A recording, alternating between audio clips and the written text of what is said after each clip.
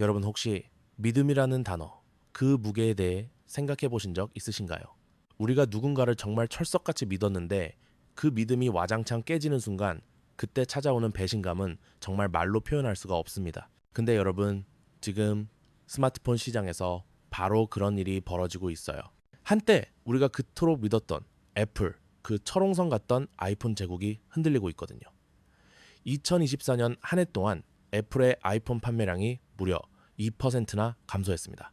세계 스마트폰 시장은 4% 성장했는데 말이에요. 이게 말이 됩니까? 더 충격적인 건 2024년 4분기예요.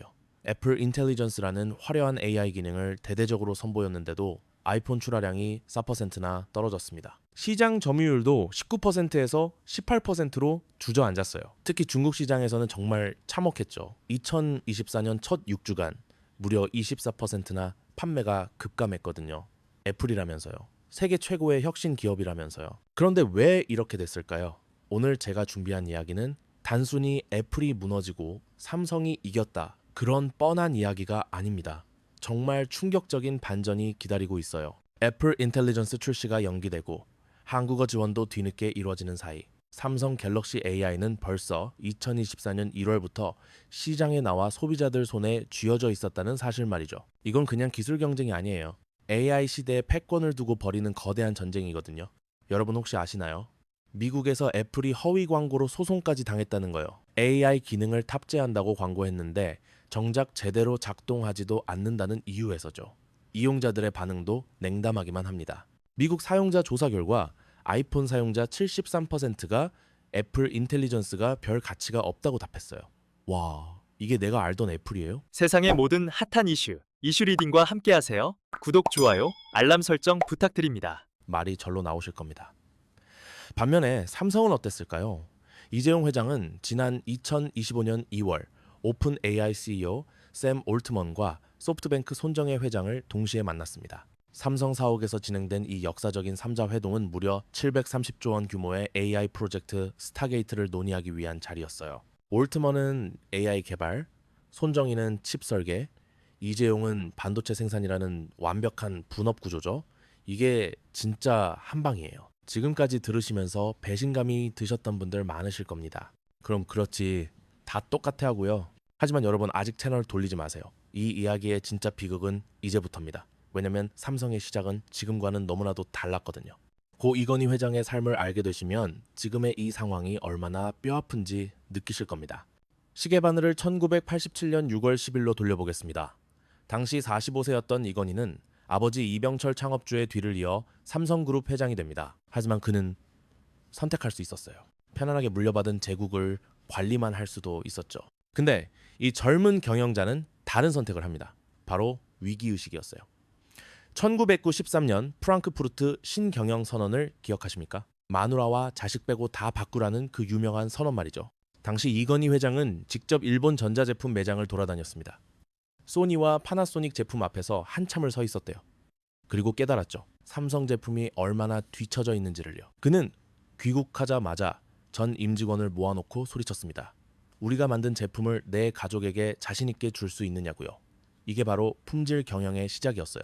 더 놀라운 건 그의 실천력이었습니다. 1995년 3월 어느 날 경기도 구미 공장 앞마당에 휴대전화 15만 대가 쌓여 있었어요. 불량품이었죠. 이건희 회장은 직접 그 자리에 나타났습니다. 그리고 임직원들이 보는 앞에서 그 제품들을 전부 불태우라고 지시했어요. 당시 금액으로 500억 원어치였습니다. 사람들은 미쳤다고 했죠. 하지만 이건희 회장은 말했습니다. 불량품을 만드는 게 더 큰 손해라고요. 그의 디테일 경영은 정말 전설이었어요.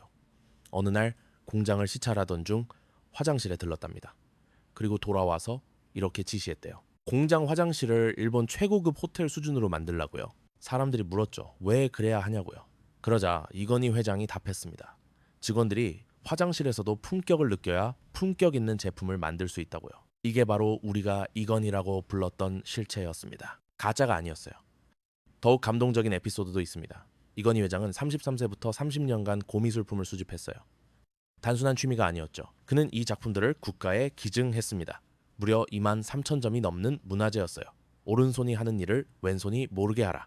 이게 마케팅이었다면 30년 동안 참을 수 있었을까요? 그는 진심으로 나라를 사랑했던 기업인이었습니다.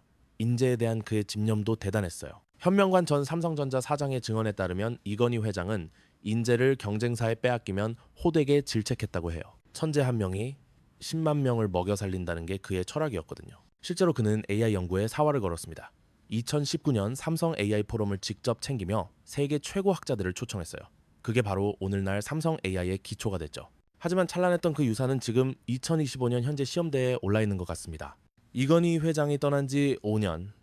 삼성은 지금 어디에 서 있을까요? 애플을 한번 보세요.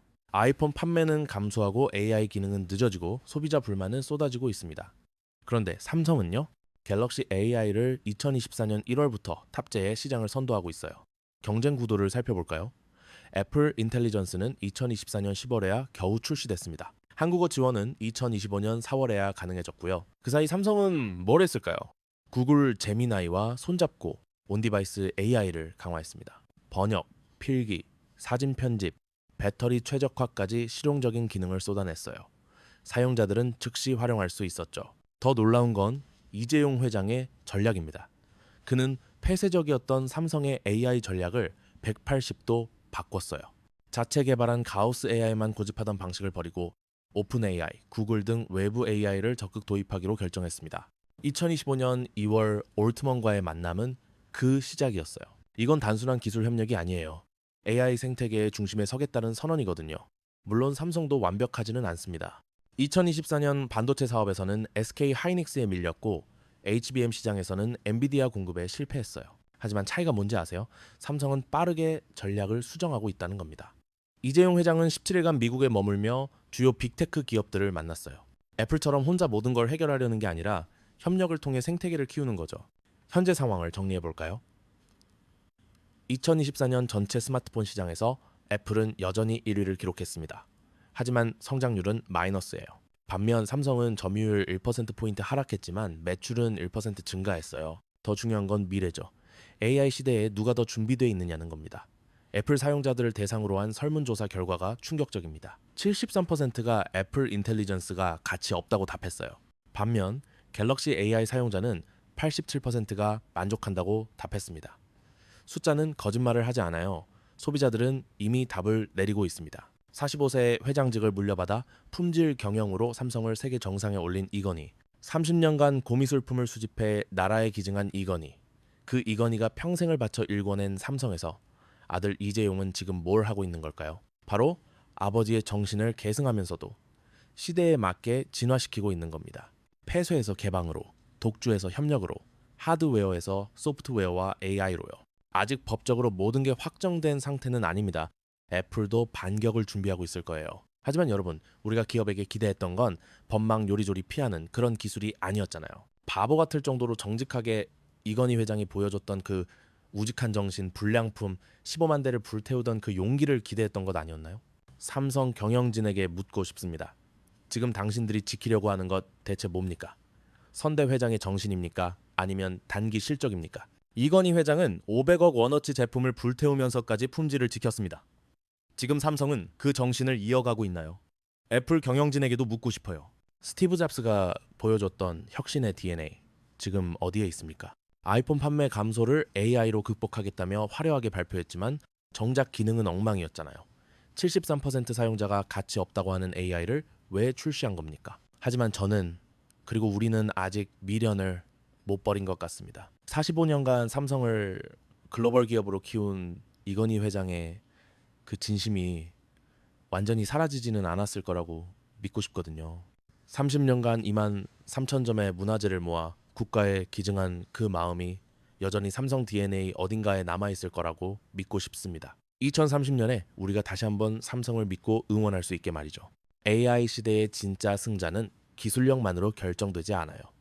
소비자를 향한 진심, 품질에 대한 집념, 미래를 향한 투자, 그리고 협력의 정신이 모두 합쳐져야 합니다. 애플은 무너졌다기보다 방향을 잃었고 삼성은 이제 막 AI 시대의 한방을 준비하고 있는 겁니다.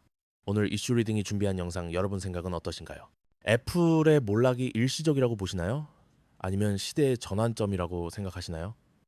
그리고 삼성의 이 한방이 진짜 AI 시대를 바꿀 수 있을까요? 댓글로 여러분의 목소리를 들려주세요.